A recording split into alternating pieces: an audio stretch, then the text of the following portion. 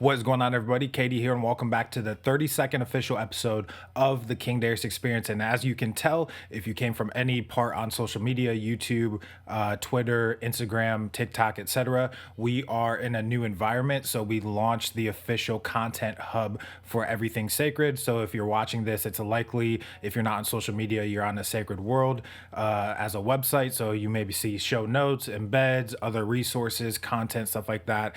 And it should provide an overall enhanced experience for all of the content that we're putting forth at Sacred, which kind of brings me directly into the topic for today's episode, which I think is imperative for any budding entrepreneur, business owner, any creator of sorts, content creators, etc., who want to essentially grow their infrastructure in a digital space, right? Which a lot of people are coming to realize, with everything that we've been going through, continue to go through, the different waves of things, both culturally, some of the health stuff, just everything going on in the world right now. People are realizing that it's no longer digital option or even really digital first. It's digital mandatory. Like, you have to have some type of presence digitally if you want to have any level of success online or in the business world just in general. And in order to do that in an effective way, you have to be the type of person who's creating content effectively in a cohesive way.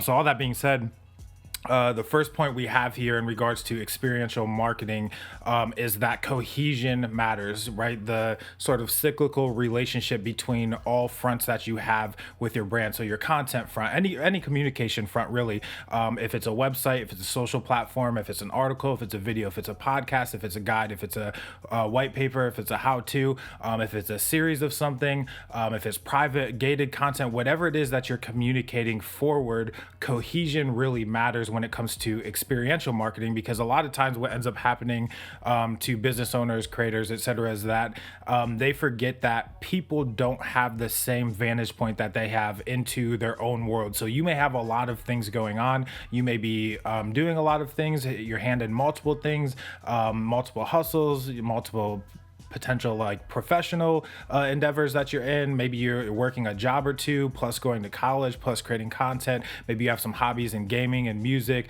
whatever it is that you're doing.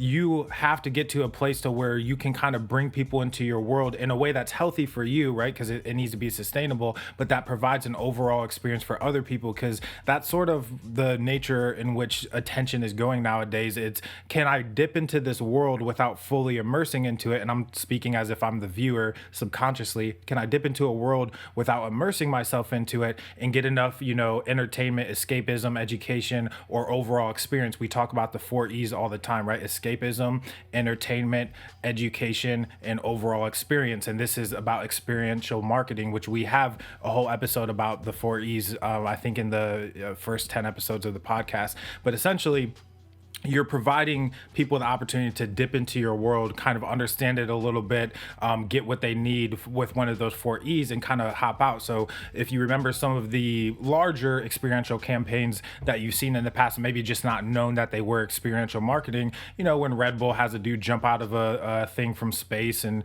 that sort of thing, or when Audi does those commercials with different sports, organizations and whatnot, where you have skiers going through mountains and all that kind of stuff. I know Wild Turkey whiskey and a lot of, honestly, alcohol brands have dope, experiential marketing, artists partnering with cities and stuff like that to do murals, or organizations and nonprofits will pay different artists or creatives to come in to do certain things. So there's a million different ways that experiential marketing can happen. And even honestly, some of the political stuff that's happening right now is somewhat experiential marketing. It's in-person experiences that have multiple forms of media, documentation, angles, perspectives, all of that kind of stuff. So if you want to be a brand that communicates effectively, you kind of have to understand, what is my version of experiential marketing? What are the multiple forms of communication and media that I'm putting forth, so people can kind of dip into my world, attach themselves to whatever vision, or content that they will, and then, leave the rest and kind of run with it.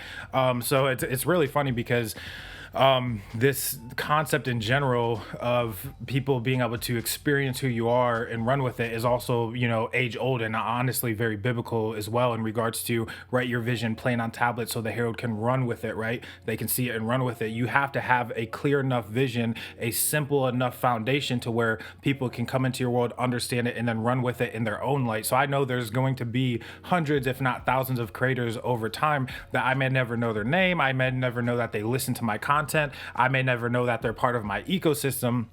But I have affected them either directly or indirectly, or encouraged them to go do something on their own, or whatever the case may be, because I'm providing multiple experiences from different angles, from music, media, marketing. My wife and I are collabing on some mindset content. Some of the other creators that we're working with as well, my stuff with Soulnormous, etc. I'm dipping into multiple areas to where, regardless of how people find out about me, listening to my songs, reading an article, watching a podcast, having experience on social media, that they are getting who I am enough to affect them in some sort of way. So that's sort of also the purpose of what you're seeing right now. If you're watching this on a sacred world, is how can I, and I kind of thought through this process as I was creating my personal brand and infusing other forms of content. How can I create a cohesive experiential marketing experience for people to where they can come into my world, they can learn about media marketing, music, and a little bit of leadership and mindset and that kind of stuff. And then go about their lives, their hobbies, their jobs, their careers, etc., creating the things that matter to them. And then they always have an experience with me where they remember, oh, that was entertaining, that was educative, that helped me escape, that was fun to listen to. These are subconscious things that we think, but they come out in our behavior when we return to a brand that we enjoy, experiencing their content. So my first point, which wrapped up that sort of first segment there, is cohesion matters. You may know what you're doing. You may understand what you are endeavoring in or journeying in or executing against, but you have to create experiential marketing moments that bring other people into that. The second point that I have here for you guys is partnering with other people who are already behaviorally providing experiences. So the reason you guys see a lot of content collaboration between myself and Soulnormous is because even 4 years ago when we met, and a lot of you guys know the story by now, but 4 years ago when we met, we knew that there was a very interesting media relationship between fitness and music. And one of the things that was kind of like this silent pact that we made with each other, like a mutual understanding without directly saying it, but we knew we were going to get into fitness and music together. We just didn't know how. We tried a few things, we've launched stuff together, we've done music collaborations together, and we still continue to collab on content and different experiences as well, which I'm about to dive into in a second. But we saw this coming 3-4 years ago, and even prior to when we met, which is why we were able to come together on that understanding. But fitness and marketing, another example of connecting things that don't necessarily have to have a connection. Like what does jumping out of a spaceship with a Red Bull suit really have anything to do with an energy drink or a brand? Well, they're providing an experience. Well, what does fitness music playing at the beginning of a podcast or a fitness video or whatever as the outro is this? What does that really have to do with fitness? Well, it's an experience. They're coming there to learn, to get educated, to have some entertainment from Soulnormous as a brand, as a organization. And while they're waiting for other people to come in, while they're exiting a video, while they're watching, they're able to listen to music that also matters to me and hopefully matters to them as well.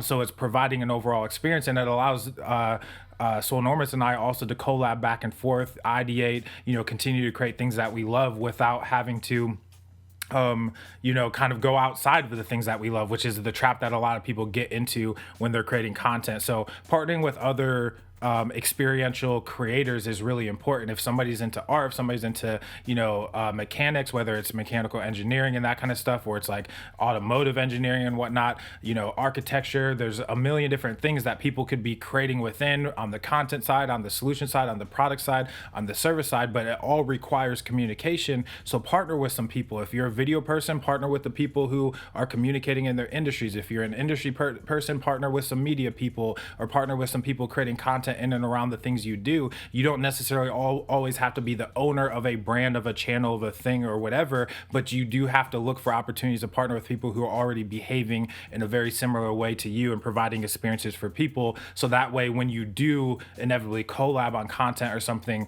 that there's a cohesion there as well, and that it's not something that's disruptive and it's not advertised. Like, I really think the whole realm of advertising is going away from smack you in the face and disrupt your experience, and it's going to experiential marketing. So it's almost like the old way of advertising still works from a law of averages and direct response sort of realm, but people who effectively have advertising within the experience that they're providing provide a much more cyclical and cohesive experience for people that doesn't disrupt their experience and allows a little bit more of sort of those guards to be let down and the icebreakers to take place as well between brands and the end user.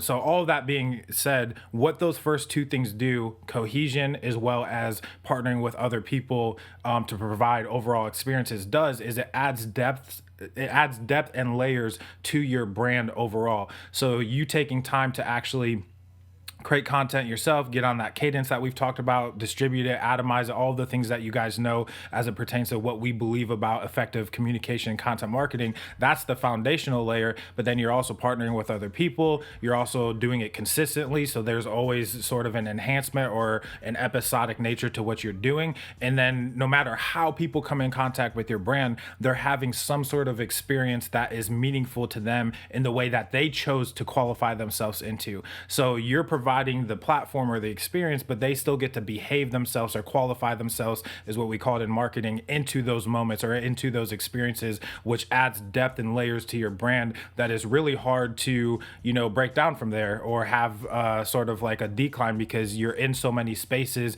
in a consistent and effective way, and in a valuable way for people. So hopefully that episode 32 was helpful to you guys. I hope that you're enjoying the King Darius experience and what we're doing with the Sacred World and the content that we're putting forth and providing for you guys as well, and that we're experiencing with you. If you have any questions for the show, if you have any thoughts, ideas, things you want us to cover, make sure you're tuning into the upcoming episodes of What's Sacred. It's our daily news show around all of the categories we're publishing content under. So it's going to be a lot more short and pithy and consumable, and as it pertains to your ability to pop in real quick, learn about what's happening with platforms, software, technology, music, all that kind of stuff, and in the matter of 3 to 5 minutes, and then pop out really quick and go about your day and your agenda and whatnot.